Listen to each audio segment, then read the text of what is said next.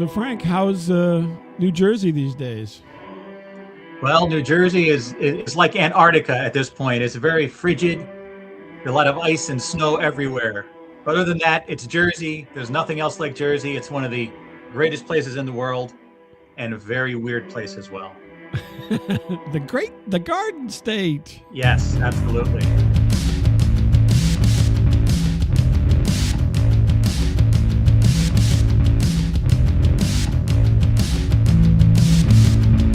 Welcome to Mondo Freako. How's everybody doing today? My guest is going to be Mr. Frank. Do we do Frank Edward Nora for your guest appearances as well? Yes, Frank Edward Nora. Yes. You do all three of them. Okay. I wasn't sure. Frank Edward Nora. And we're going to talk a little bit about the Jersey Devil. Frank is a big proponent of the state of New Jersey, as you just heard at the intro. Absolutely. And so if you had to say what's your favorite thing about New Jersey, besides the Jersey Devil, obviously, what would it be? Well, I mean, to people outside New Jersey, it has this horrible reputation, and people think it's just this dirty, smelling, like piece of crap place to live.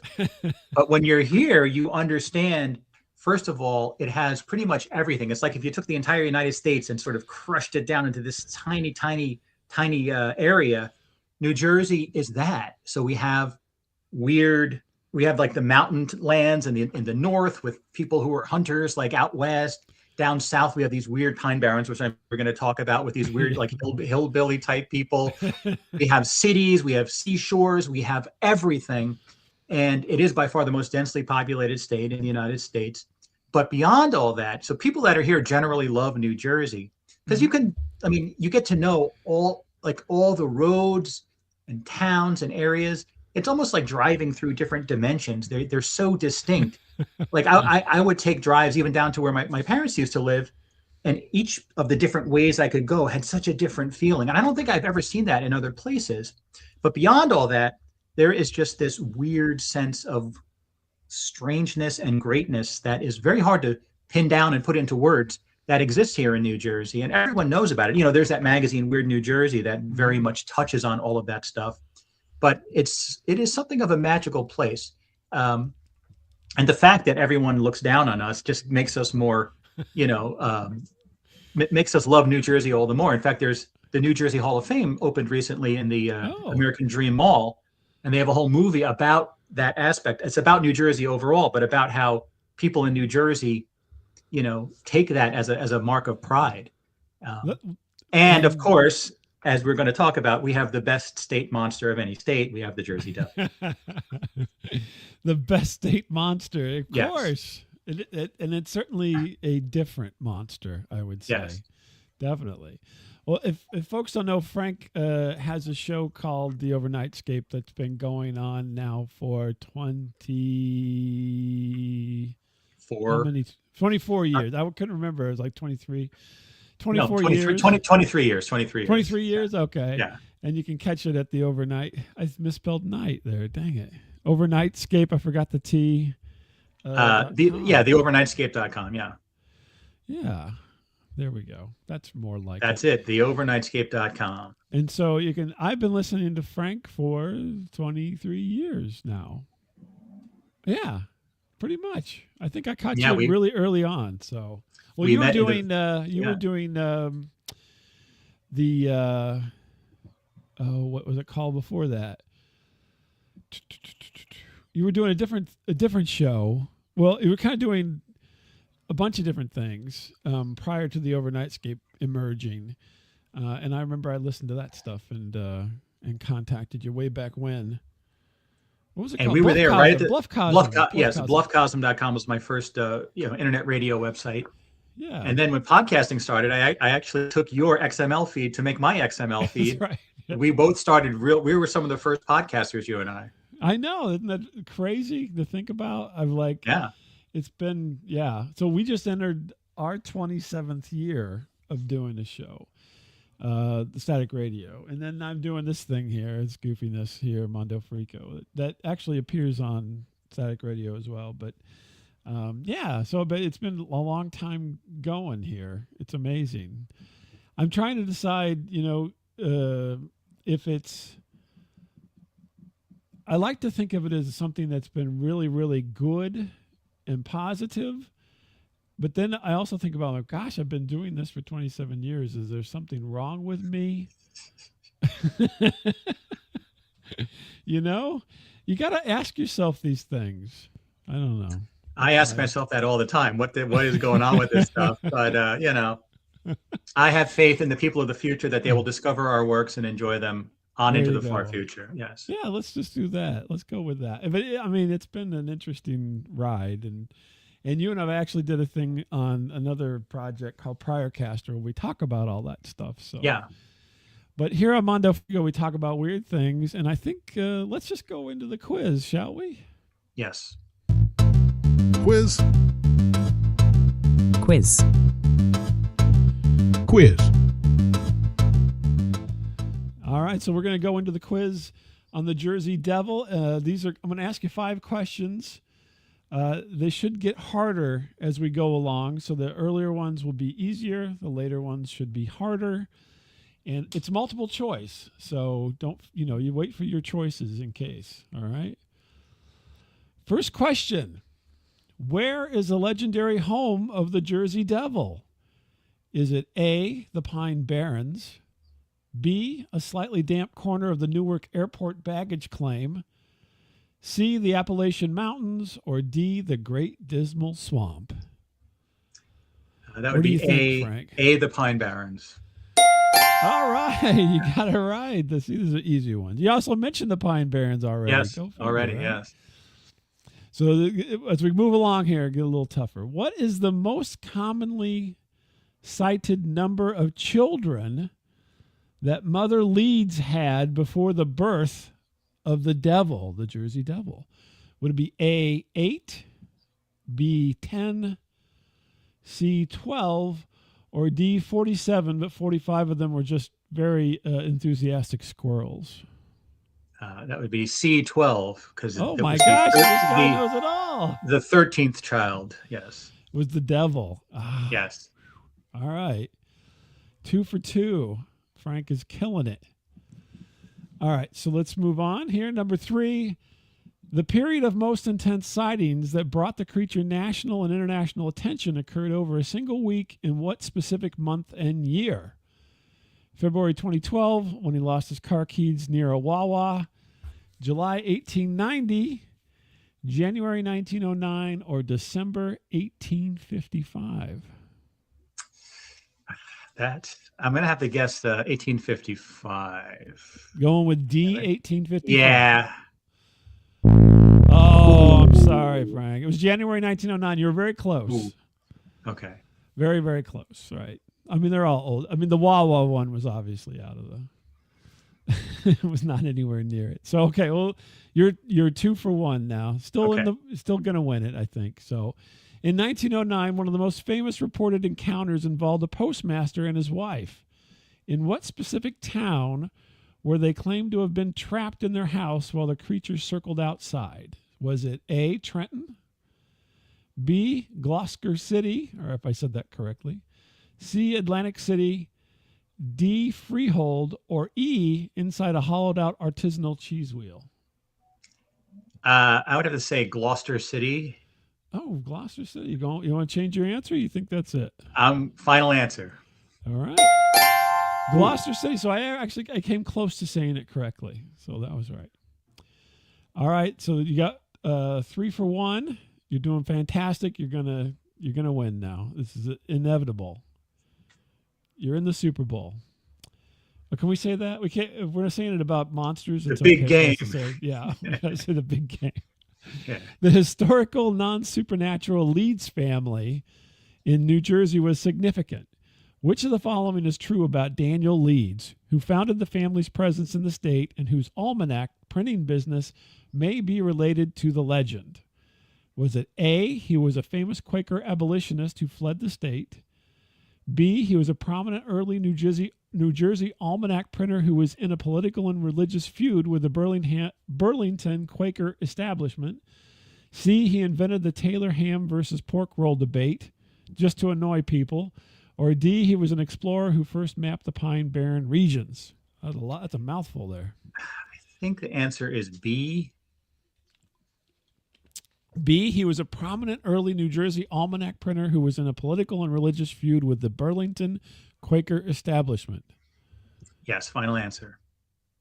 That's right. Look at that. Four correct, only one wrong, which was a year, which I always think those are the hardest questions, to be honest with you. Don't you? Yeah, it can be tough getting that actual year. Yeah, nailing down a year is just too much, I think. Well, congratulations. You won that. So you know your devil lore.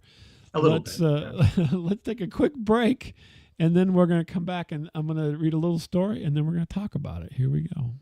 Mondo Freako. Mondo Freako. Mondo Freako.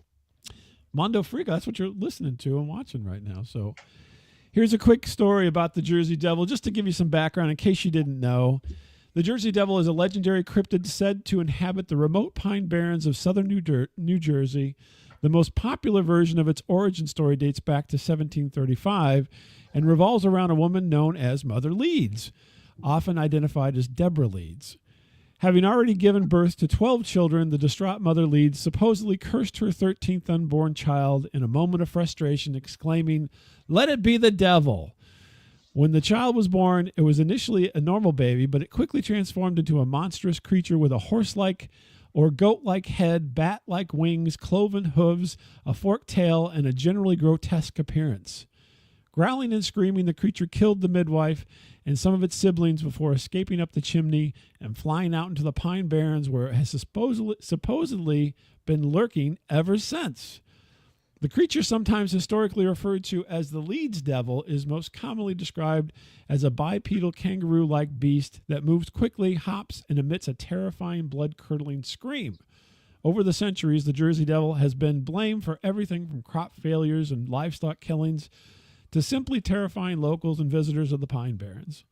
The most famous wave of sightings occurred in January 1909 when hundreds of people across New Jersey and Philadelphia claimed to have seen the creature or its strange cloven footprints in the snow. Oh, you got snow now. Yeah. This massive panic led to the school closures and factory shutdowns and even prompted a $10,000 reward for its capture. So you could see how that would have helped out with the quiz immensely. But yeah. I like the whenever you do the pre. I think that's always better if you ask me. But I always give the guest the choice. So what do you know about the Jersey Devil, Frank? What has your experience been as a native New Jerseyan?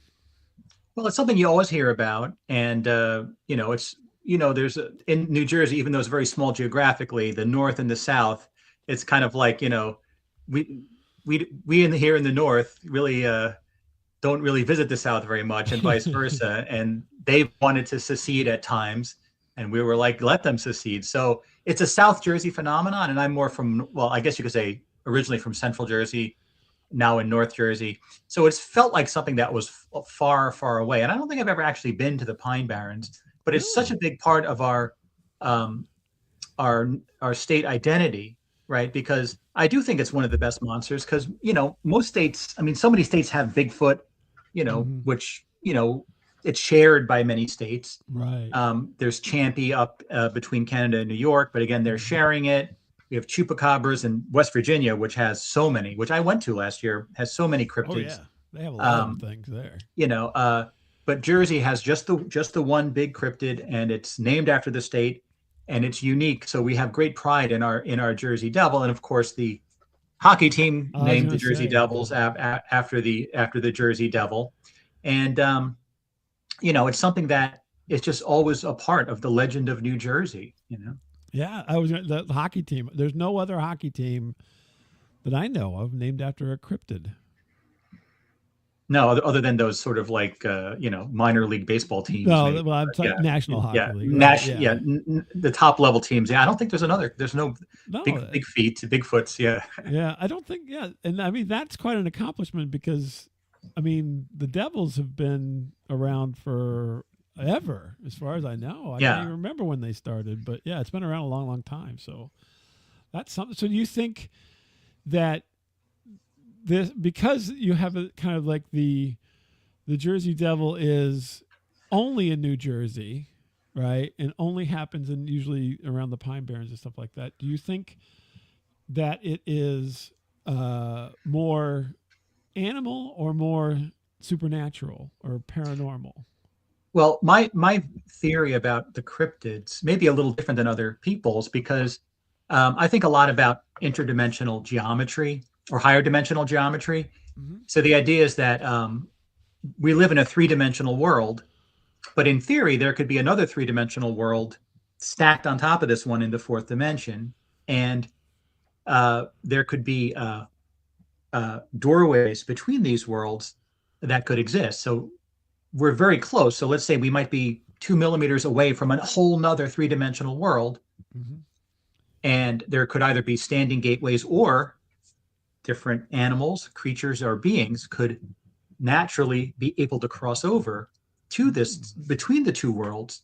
So the idea is that if you had life forms like all of these cryptids that are reported, and I do believe in the concept of when there's smoke, there's fire. This phenomenon of mysterious creatures that are innumerable sightings, but impossible to pin down and get samples of or anything, to me would be a sign of a being that can transfer back and forth between these worlds. Mm-hmm. So I think that, for example, an area like the Pine Barrens, it could be an area where, they talk about the fabric between the two worlds being less dense. Mm-hmm. And a creature like this that is native to, say, the next world over could accidentally or deliberately cross over into our world and then just cross back over, being that we have no capacity to travel interdimensionally. We don't have the technology as far as we know. We'd be at, the only thing we could try to encounter it when it was here. Right. And you could have stray, like, for example, did you hear the story that's going on in India right now? There's one elephant that has gone insane in India and is going from town to town killing people, has killed 22 people already, right? Really? Elephants, yeah, I just saw this story. It's just from the other day. Elephants are usually very peaceful and, obviously don't, but this one elephant went insane and hasn't been caught yet and has been murdered, like I said, killed 22 people already. So this might be, the Jersey Devil might be an example of a type of life form where one of them went nuts. The rest of them are very peaceful, flying around in the other dimension, but maybe one of them went crazy and accidentally or deliberately came over here and shouldn't normally happen. But when one member of the group gets enraged or has some kind of sickness, it could happen. So that's how I'm looking at this kind of thing. Yeah. So do you think the Mother Leeds story is the fabrication aspect of things to explain away the Jersey Devil as opposed to its origin story, as it were? Yeah, I mean, that story strikes me as something that's less likely, in my opinion, more of a fanciful sort of explanation for something like that. But we have there's a lot of stuff like this in New Jersey. Like when I was growing up, I actually made a movie called The Evil Farm, which is actually, I believe it's on YouTube or the Internet Archive. I did that back in the 80s because we heard all of these local legends.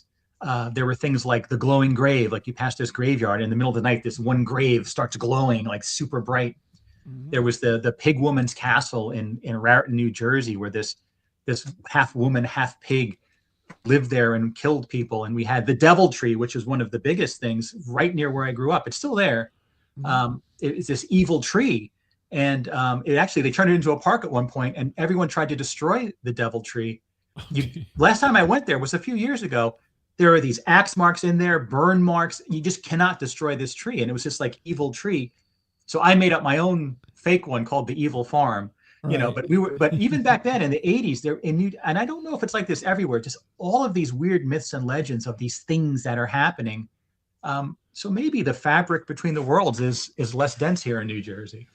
The interesting thing to me is that as you explain kind of your take on it, which is a very interesting take, that it's like as we progress in our understanding of the world, right, we have less and less of those kind of stories, right? So that we don't have the immersion of these kind of stories so much anymore.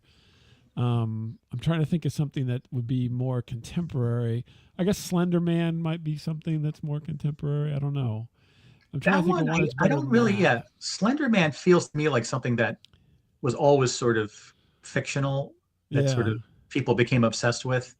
I don't know Yeah, if it it's could sort of be. originated with actual sightings or something. I'm not super familiar with that. I'm not into the creepypasta stuff. Right, right. Well, exactly. And so that's what I'm saying. So we have a harder, as a society, we have a harder time kind of, these things don't get created as often, and then they don't take off the way that they did in the past, right? So, the Jersey Devil has what I would call documented sightings. I mean, these Yeah, people yeah, literally experience something, fully. And I mean, I believe there's newspaper articles and other, you know, um, uh, documentation of the day, as it were, back in that time period that says this happened. Kind of like there's Bigfoot sightings, like there's other things, but there was documentation that this actually occurred to these people, and they have, as much as they could, they have documented what happened. But the question remains, though, what was it, and so forth. But your explanation makes a lot of sense, because if, let's say, we have, like, for instance, if we just take a real world example, if you're walking around in the park and you will come upon an anthill, right, and you take a stick and you poke it into that anthill, all of a sudden a giant appeared out of nowhere and he ruined our house, right? Or yeah, however the ants would associate it. And then you just walk away, never to be seen again, ever. You'll yeah. never come by those same group of ants ever again in their lifetime, or yours perhaps. And so that could easily be happening to us. And that's why it's so unexplainable, because it's just like, we're the anthill. And this thing just kind Yeah. of waltzes in and, Yeah, the idea is that it was, there wasn't really any great intention, perhaps, behind these incursions into our world, right? It wasn't. It was just sort of something more akin to an animal than an intelligent, human type being. So yeah, super random. But that we know someone whose father saw the Jersey Devil. Yes, yeah, I know.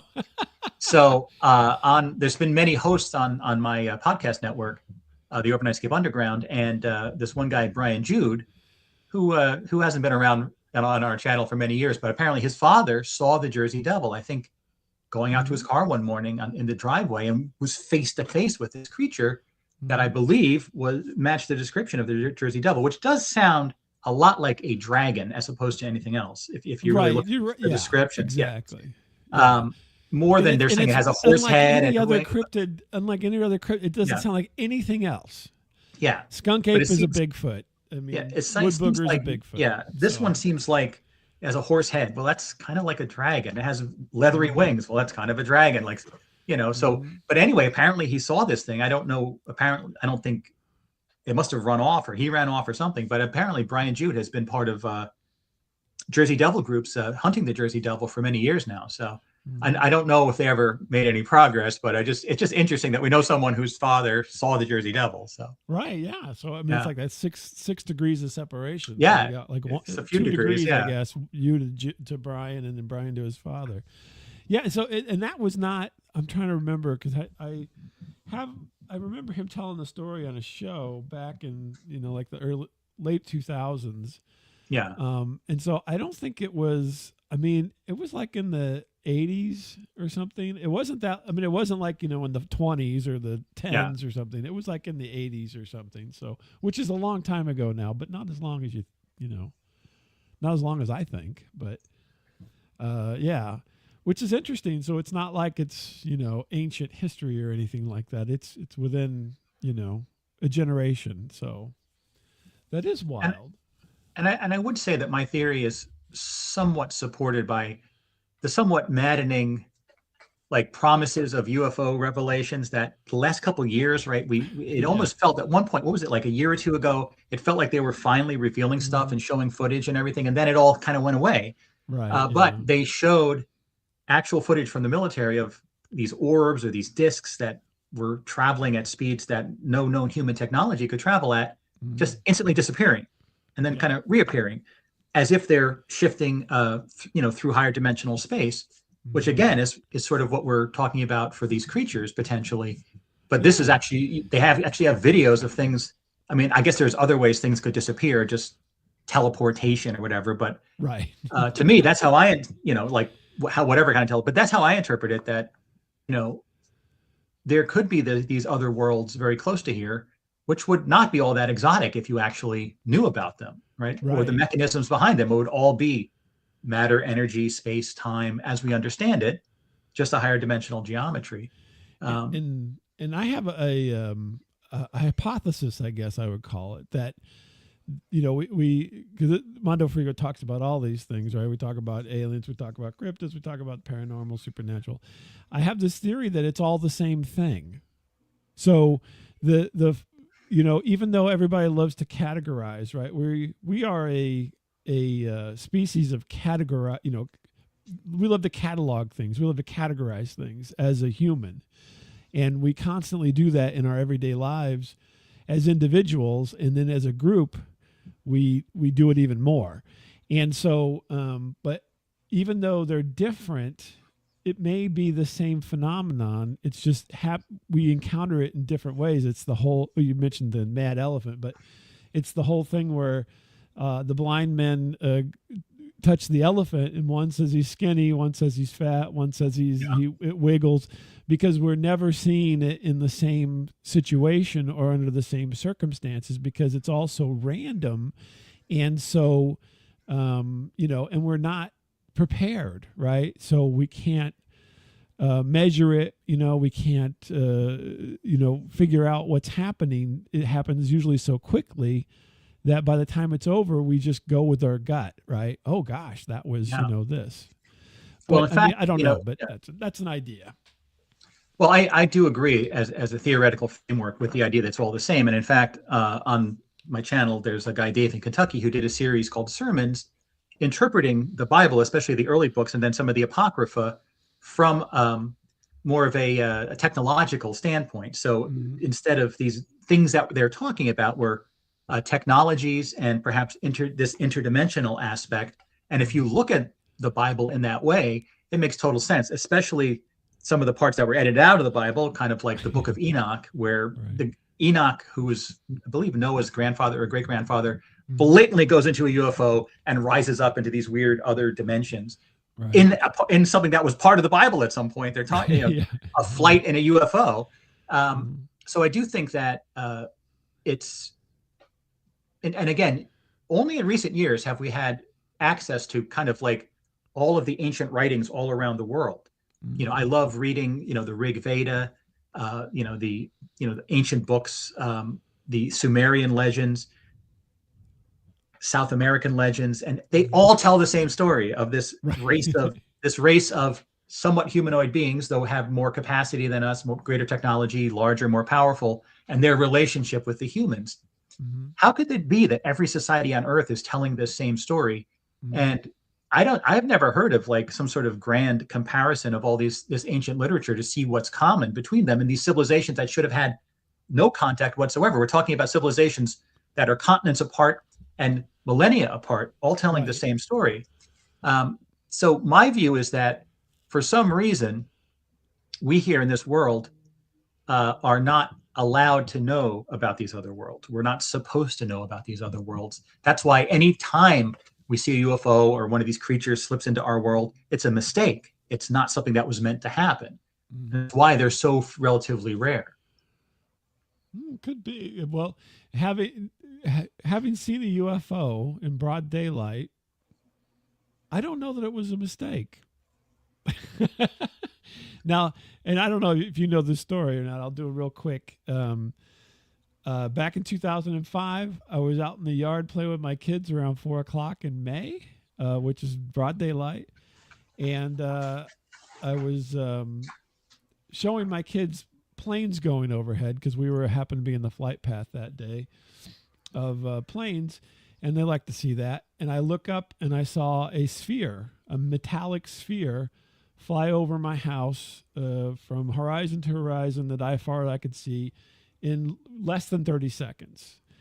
And I just happened to catch it in the corner of my eye, and I was able to track it across the sky as it went over us, and at altitude, right? So I was looking at things probably around 10,000 feet. My guess is that was somewhere in that neighborhood because it seemed to look similar height as what we were looking at earlier. And it just went over. And the thing is, I think my thought was that this probably happens more than we care to, believe.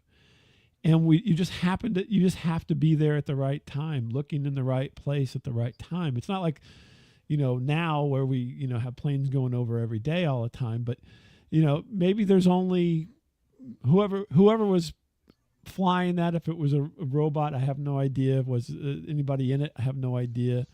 But whatever it was doing, maybe it's, one of two things on the entire planet, and it's just crisscrossing. Maybe it was doing a survey. I don't know. And I just happened to look up at that point in time to catch it. And so I don't know that we're not supposed to see it. I just think that we don't plan to see it. And so half the time people just ignore it, or they don't allow themselves to see it, which is another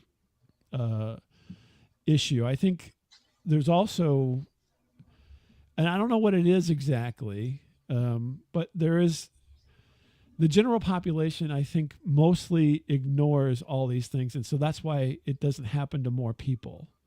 Not saying I'm special or you're special or anybody's special. I'm just saying that, some people notice more than others, and some people are just so involved in their minutia that they don't notice anything that's not part of that.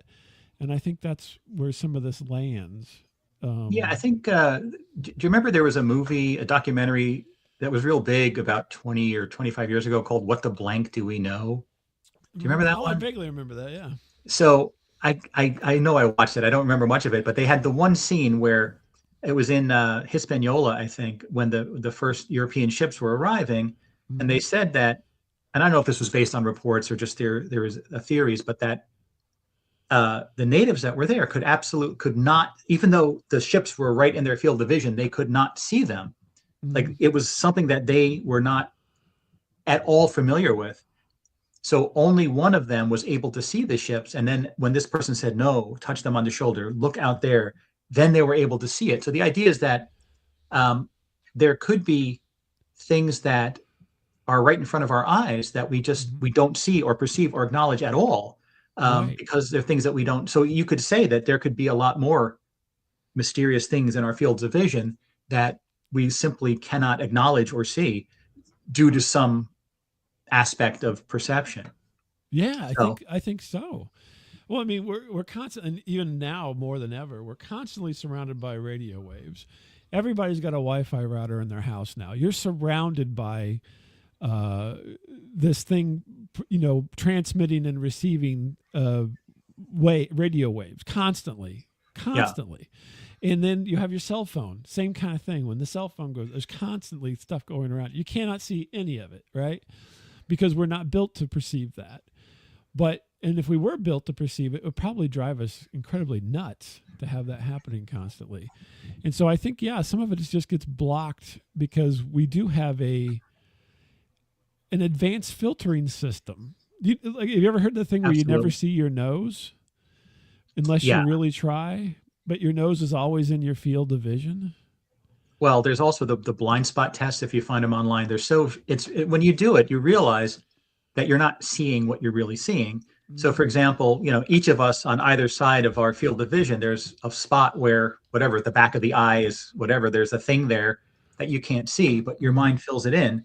So there's tests where there's like a pattern of bricks, let's say, and there's an area where there's a blatant white dot, let's say, and if you move it towards your face, you are perceiving in your slight peripheral vision, the white dot disappears and you just see the brick pattern continuing, which shows you that your brain is essentially photoshopping things all the time on your blind spots. And that shows that your mind is photoshopping things in your field of vision to remove them.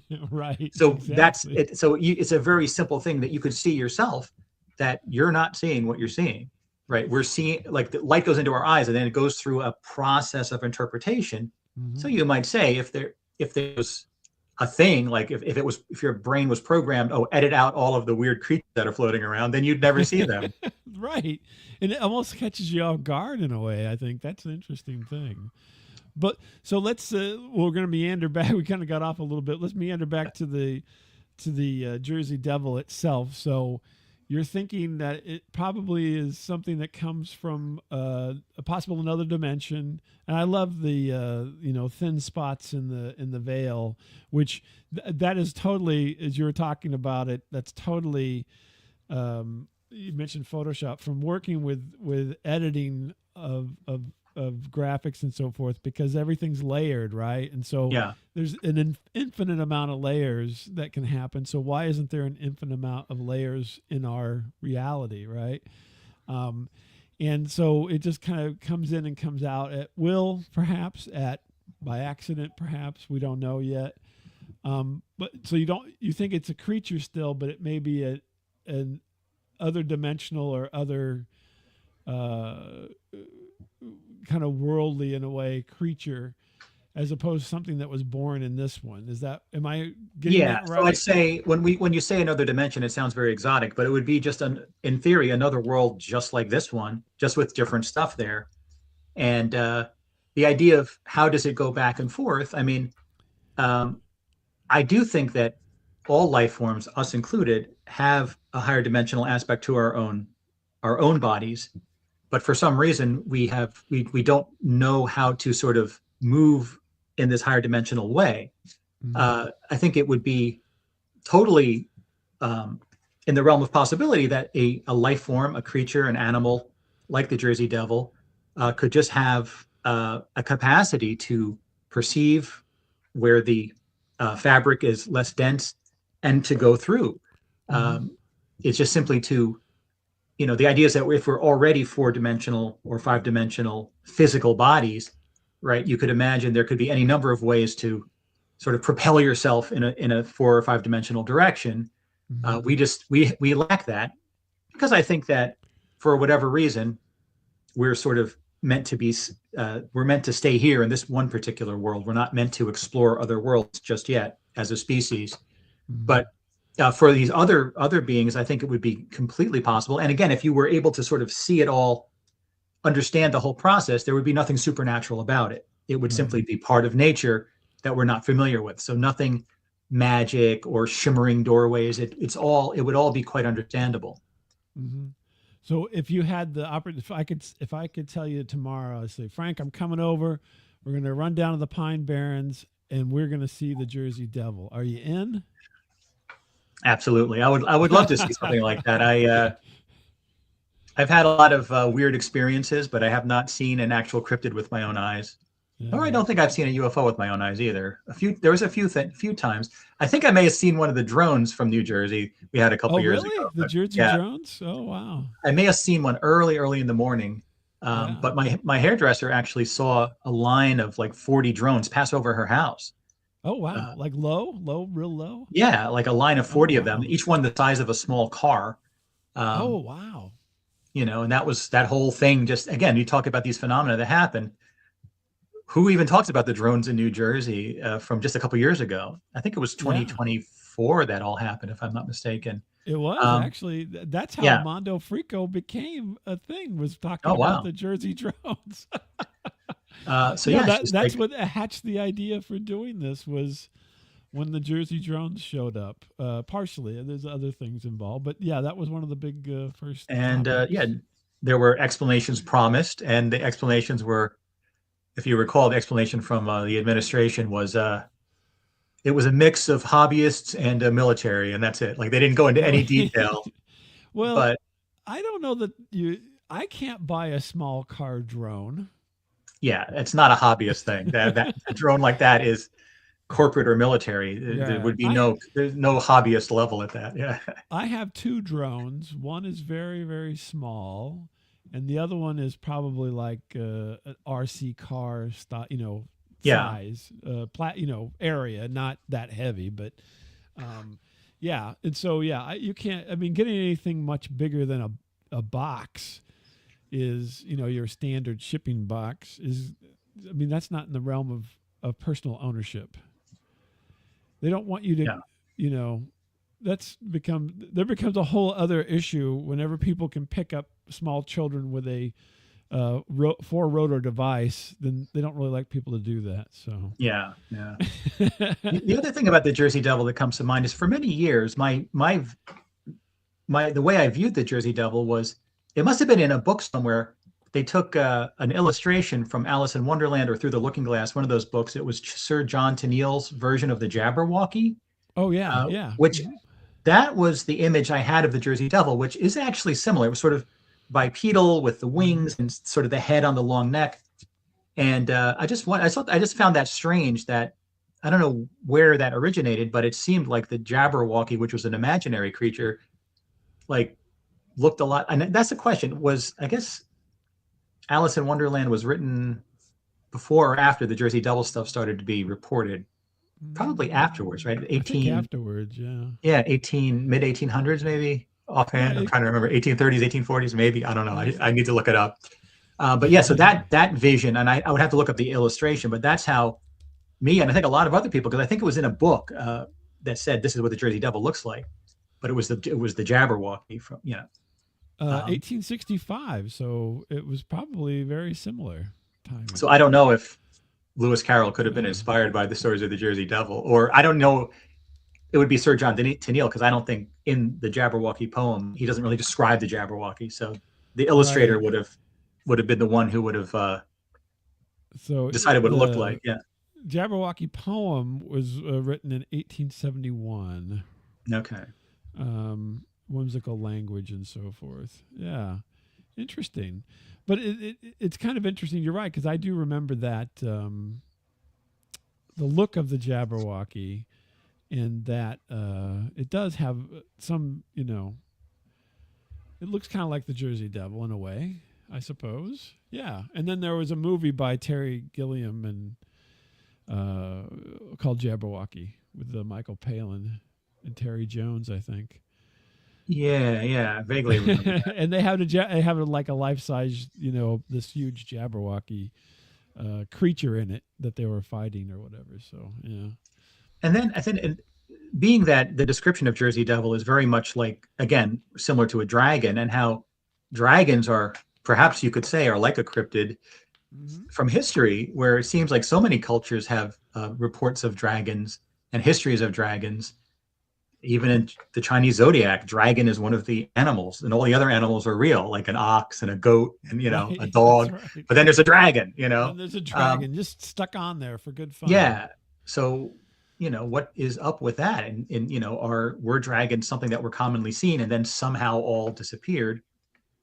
Similar to that, if you go to the cloisters in New York City, the museum called the Cloisters, they have these incredible tapestries of unicorns, right? They're super famous, and apparently the tapestries were so expensive to make, they cost more than castles. That's how insane it was.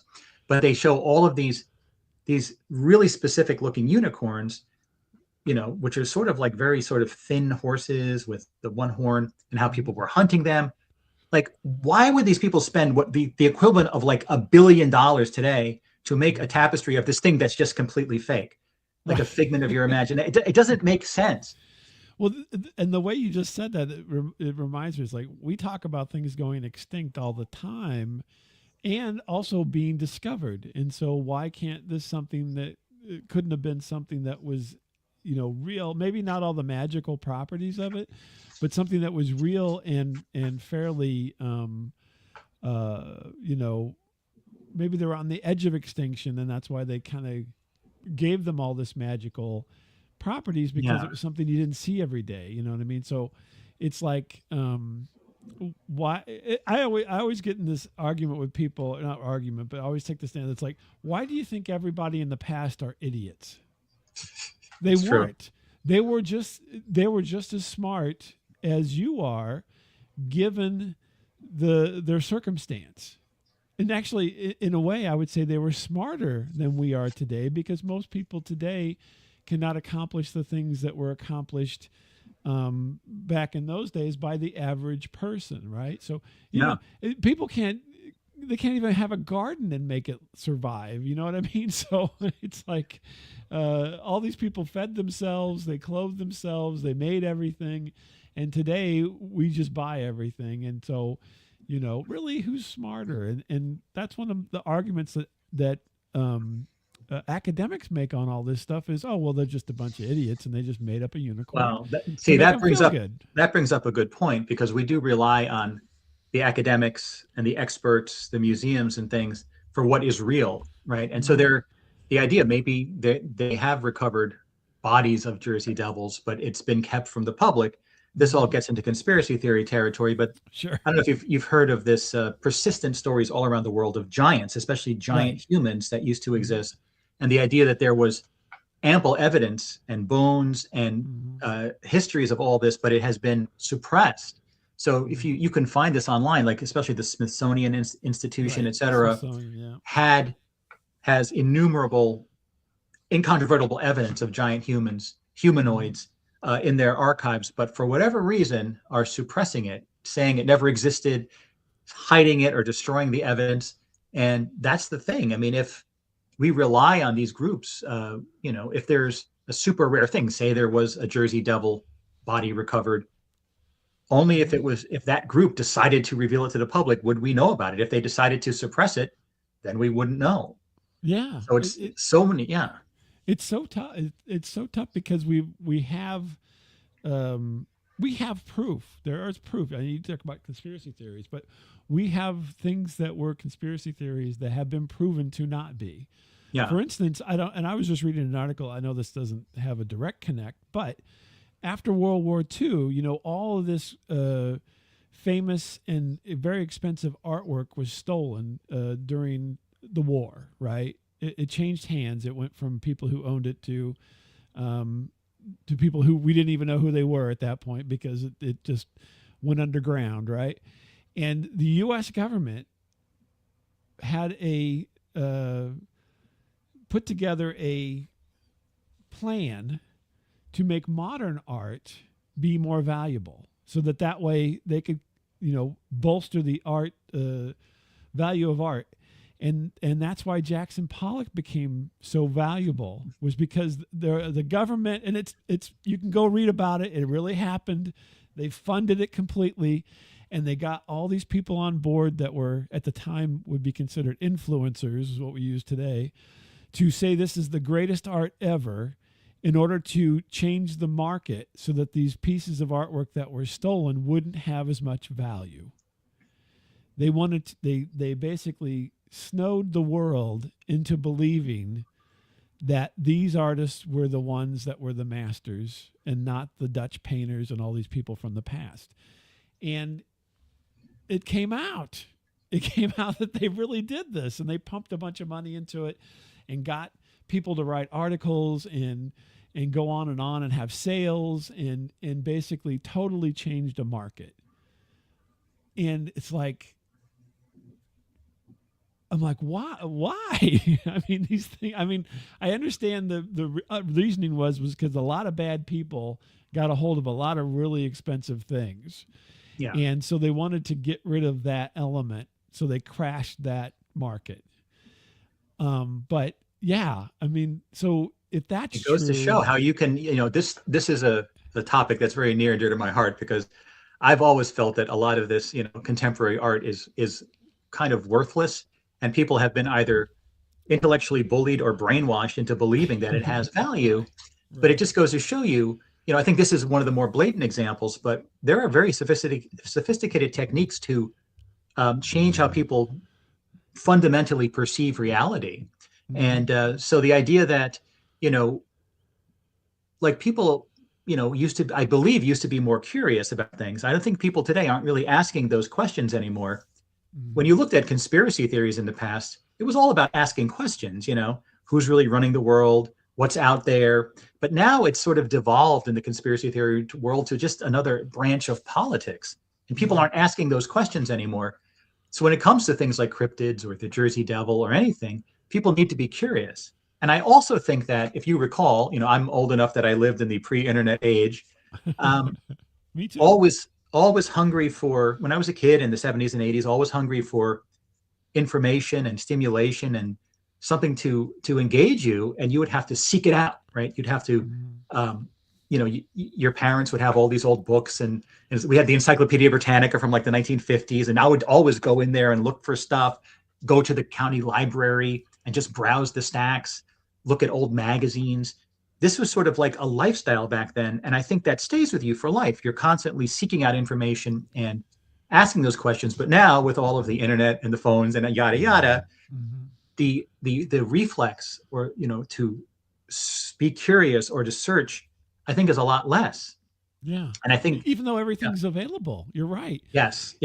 It's easier than ever to find things. Like we just looked up I looked up Lewis Carroll because we were talking about it. Yeah.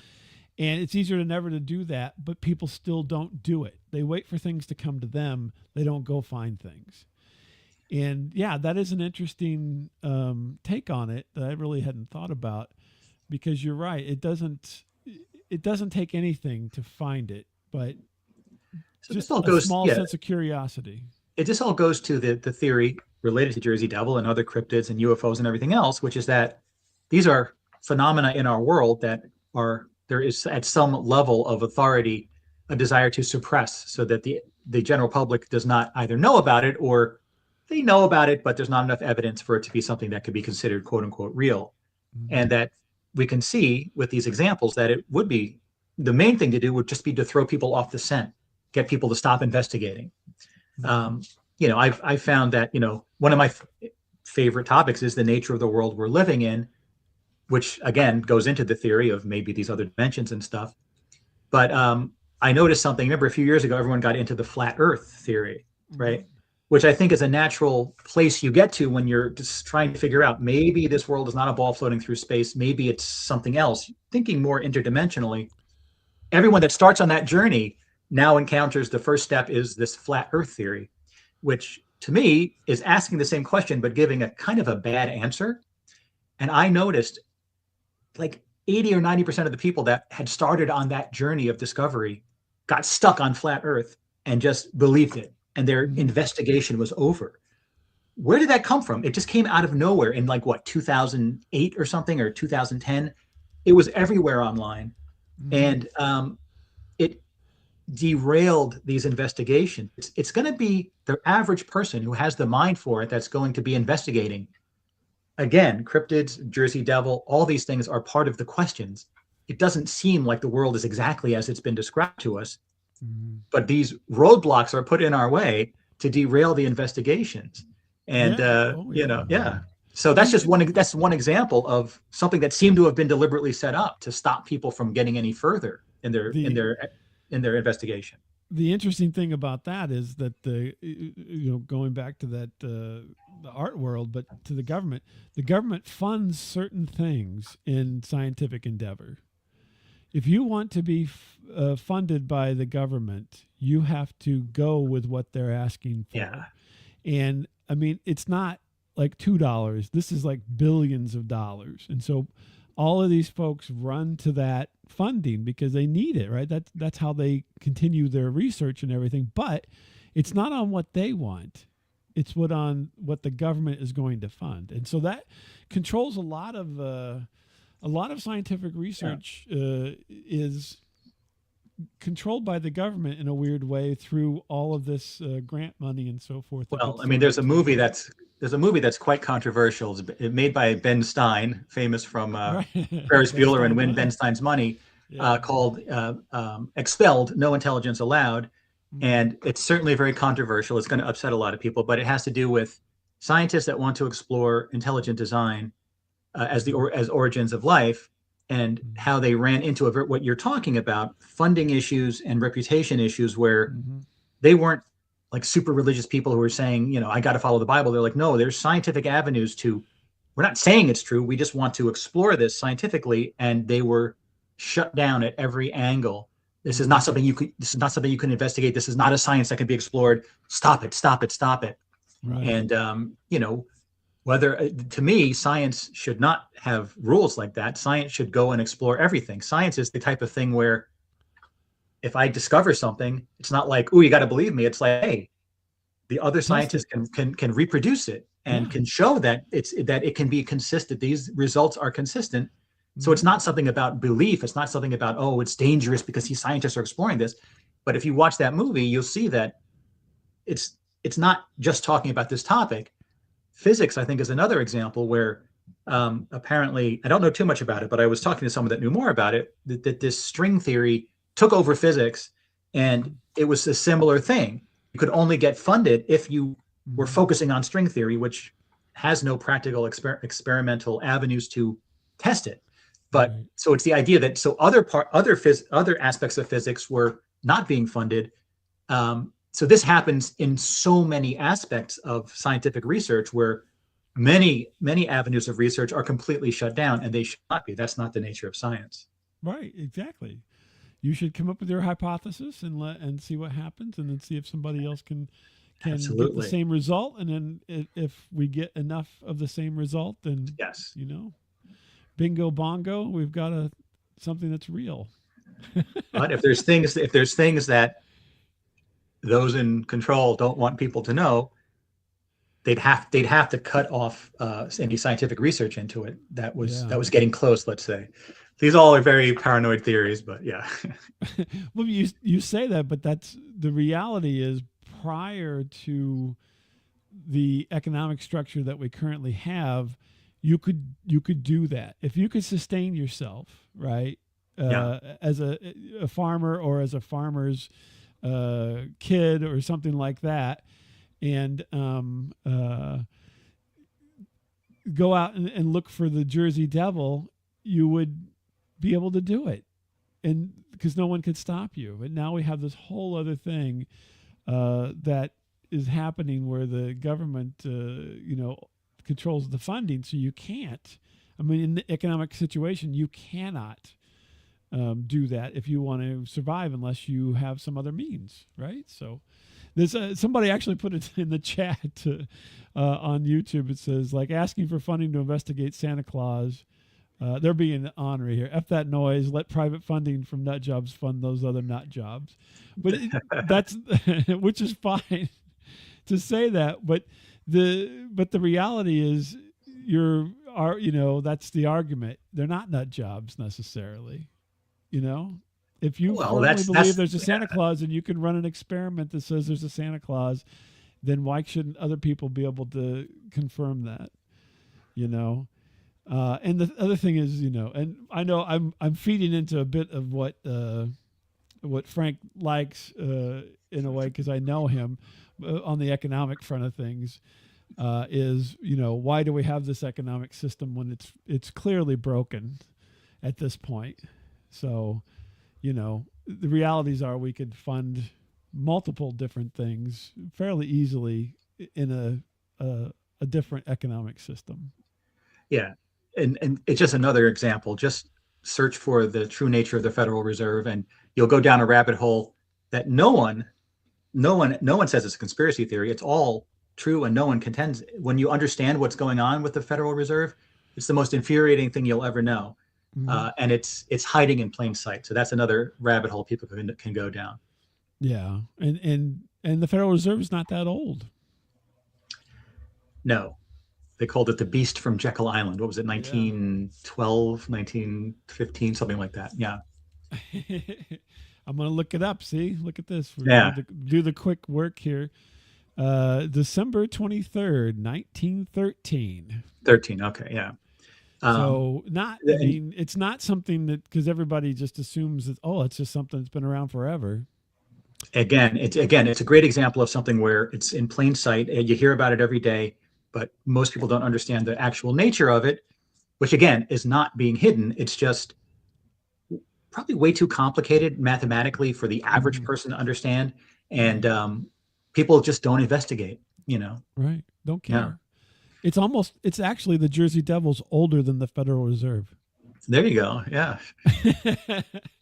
Well, Frank, give me just a second here, and we're going to wrap this up. Let me play a little thing, and then we'll have some closing comments. This is Jonathan. And this is Heaven from the Opa Ghost podcast. And you're listening to Mondo Freako. Toodles. Thank you. Hey, Opa Ghost. is actually in my neck of the woods. They're here in the Midwest. So they tell all kinds of good stories over there. But Frank, people can find you at the Overnightscape. You've been doing this for a really long time. Obviously, you are. I think is at Unsug. Is that for the Overnightscape Underground? I think it is. But well, onsug.com. I don't know if I have at Onsug on any of those services, but really? Onsug is the name of the network. Yeah. I've been rather lax in recent years. Maybe I do. I have to double check. Well, here we'll just. I set all this stuff up 20 years. I set everything up 20 years ago. I can't even remember what I did. Onsug.com. Yeah, that's with all the other shows, the network and everything. Yeah, so it's. And then of course your show is the Overnightscape. Yes. And it's had other names over time, but that's the main one now and going into the future. Correct. Absolutely, and we're very much about the future. We have just surpassed 16,000 hours in audio on our network, and we want to preserve it all into the far future. There you go. And you can catch the Overnightscape on all your podcast platforms. Yes. It's been there. It's been around for so long. You're probably like me in the sense that I end up discovering where the show's available rather than people ever asking to hold, to host the to be on the service or whatever. You just find it. You're like, I've seen it all over. Yeah, I've seen it all over the place over the years. Yeah. Well, thank you, Frank, for being my guest today and talk about the Jersey Devil and a whole lot more. I'm gonna play some music out. You sit tight. Don't go anywhere for just a minute for me. And everybody else, we'll see you next time. Bye-bye.